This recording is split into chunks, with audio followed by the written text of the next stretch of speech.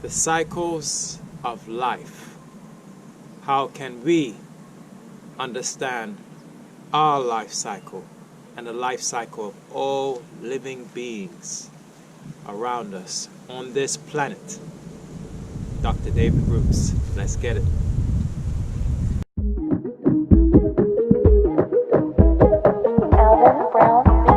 Fire, fire, fire, fire.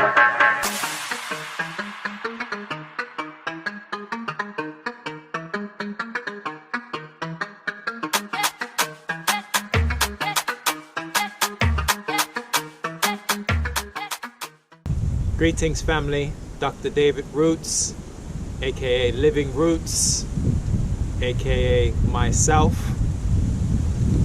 aka Living Being. Hopefully you can hear me. There is a breeze blowing. Cold day. There's clear skies. I'm here in London, South London, and at the making of this time and the making of this video is December 24th. So the winter solstice has passed. The days are already starting to get longer by small increments. But of course, the sun is still very low on the horizon. Today is a sunny day because it's a clear sky, hence why it's so cold and brisk. But the sun is out. And so it's a beautiful day. A beautiful day to reason and to share wisdom.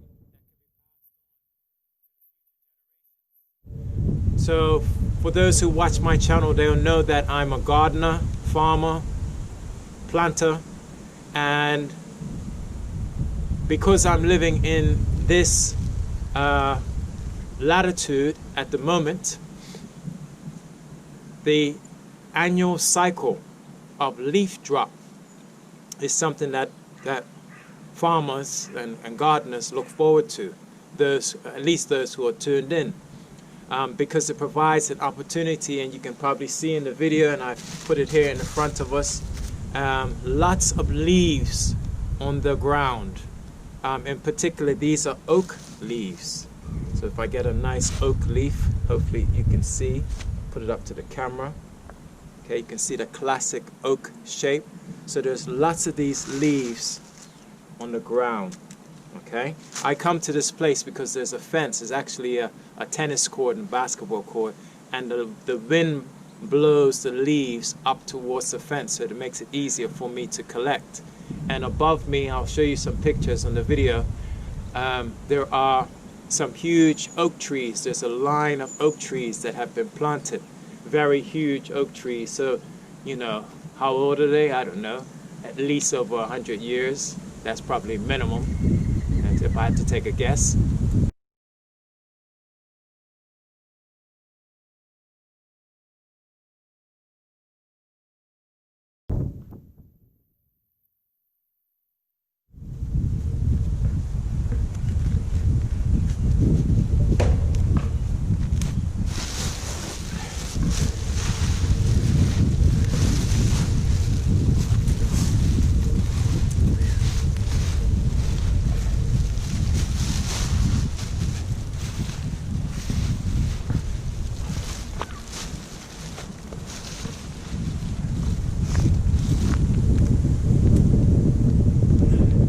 Oaks can be quite fast growing, so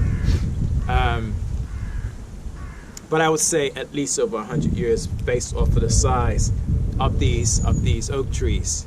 And so I come out here to collect the leaves, and then I take it back to my garden, and I use it as mulch as well as compost, because it's part of the life cycle. It's the gift. It's the gift. One of the many gifts that nature, which we are a part of, gives to us, and that if we use it in a sustainable way, then it can benefit all living things, because that's what it's really about. This video is about the life cycles, the cycles of life, and how we can learn from it. So many times when I go on social media, it's the 21st century, so social media is important. If I go onto the news, you see death. You know, people are very quick to put out information on death and destruction. So we will promote and socialize information about who has passed. Of course, those are things that we should do and commemorate and honor the lives of those people who transition. But we don't, with the same zeal, promote and discuss and share those things about life. When's the last time you've seen someone post, oh, I had a new baby, or my daughter or my cousin or someone had a new baby, or the hospital had this many babies born?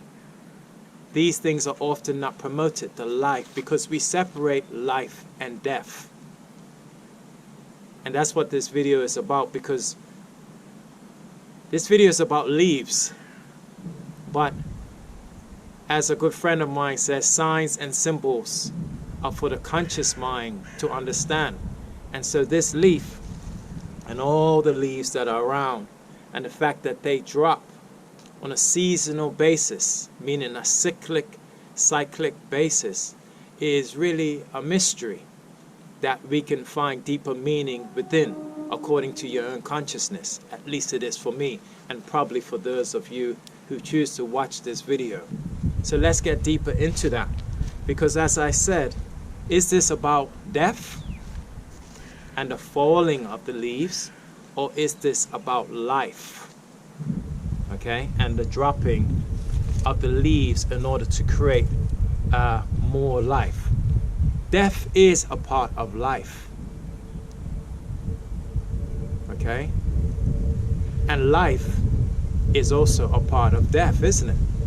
But we focus on the second part. We focus on that life and death being a part of life. And so for me, as these leaves drop, we have to look at the bigger process. Perfect example, what is a leaf? Well, a leaf, when you look at some of the research that's done, a leaf is primarily carbon, isn't it? We get taught that in secondary school, in high school, and in school we get educated that leaves contain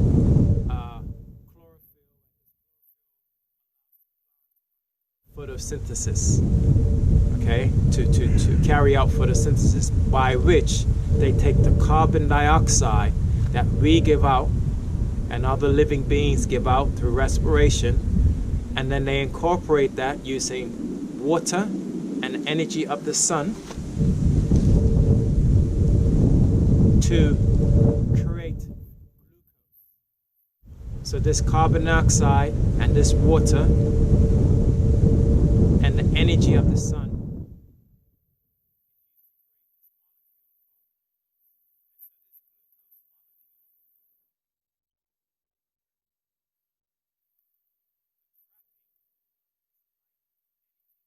the sun's light energy that we see, you see shining on my face and that I'm squinting from. So this leaf and all of these leaves in front of me really is stored energy.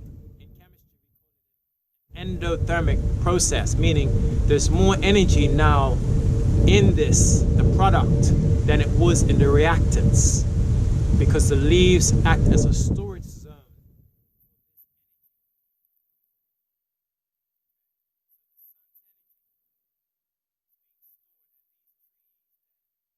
As living vessels, living computers, biocomputers that are taking this energy and storing it, this incredible light energy, and storing it and using it as food, of course, but also storing it. And then they sacrifice. Every year they sacrifice because they know the winter is coming. Lots of that process in order to prepare, because it would be more of a drain for them to keep those leaves than it would be for them to conserve that energy. So this cycle of life and death, we see how valuable and important it is, because then as a gardener, I can come and take these leaves, this stored energy and matter, the biomass, okay, because we said there's carbon as well, carbon. When we look at leaves, in fact, I looked at a study and it said that, okay, a lot of the leaf is dry matter, okay, hence the carbon. A lot of it is tannins, and the tannins contain a lot of water. So there's the water, okay? And then, of course, you have the glucose and the stored sun energy as well in the leaf, okay? There's also protein, as we know. These oak trees have acorns, so there's not as much protein in the leaves, but there is definitely protein there. So that's the nitrogen that they're taking in from the ground, and as well as from the air as well. Okay, so these leaves are huge stores of matter and energy, which then becomes part of a transfer of energy, because I will take this leaf and then I will take it to my garden, and then the things that I want to grow, as well as the organisms, living organisms in my garden, like the earthworms, can benefit from this transfer of energy. All that's been downloaded and processed by this living computer that we call a tree. So it's a mystic process, isn't it? Right? But it is a process that helps us to understand the cycle of life and death. I'm in the UK right now, so the winter solstice and the winter time, the lowering of the sun on the horizon, signifies this cycle for the tree. Okay, the tree gets the signal that the light is dimming and lowering, and so that stimulates the annual cycle that's been going on since infinite times of leaf drop. But everywhere you go on earth will have one of these life and death cycles or recycling events. Okay, everywhere that you go on earth will have one of these. So for example, in the tropics, you will have the annual flood events and the monsoon events. In parts of the earth where you will have, for example, in the northern zones, you have the freeze thaw events as well.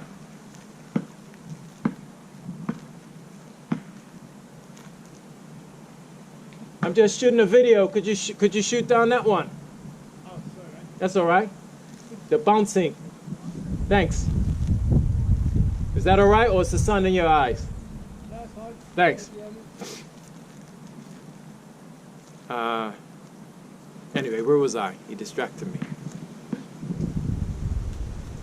Nice chap, eh? So I was saying, everywhere you have these cyclic events. Okay, in the tropics you have the flooding events like the monsoons. Okay, so the monsoons will come, and that will be a time of destruction. And then after the monsoons you have the dry season, and in between those times you have the growing season. Okay, in the rainforest in the Amazon you also have these flooding events. So there on the equatorial zone where the sun stays overhead, you won't have the destructive cycle being stimulated by the sun directly. It will be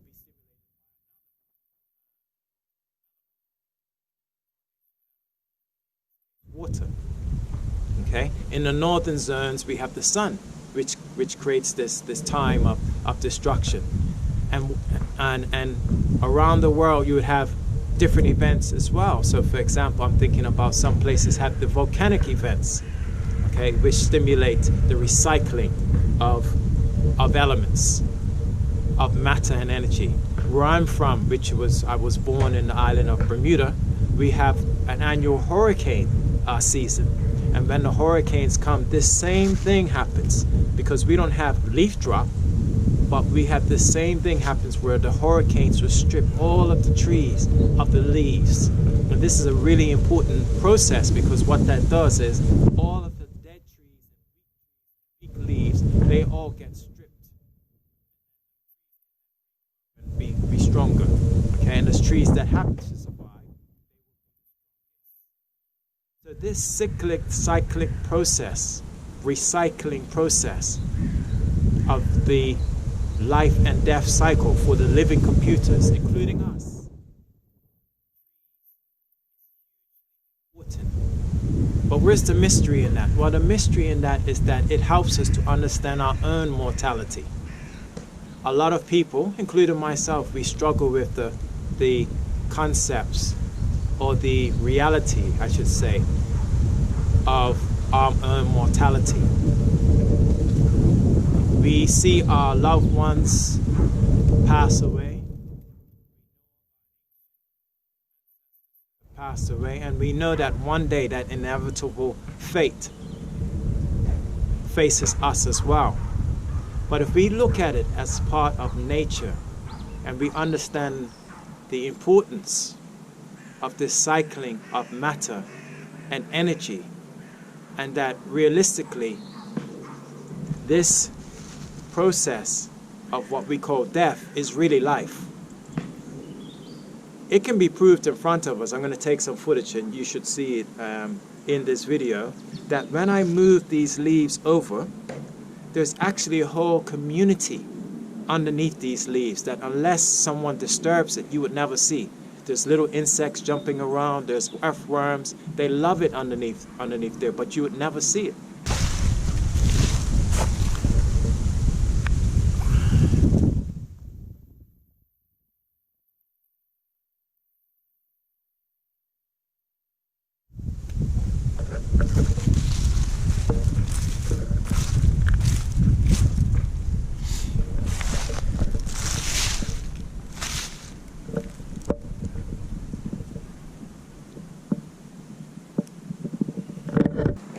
So it's in this death process, this recycling of the matter and energy from these leaves, that they end up surviving, and they can then form obviously the food chain for other organisms and so on and so on.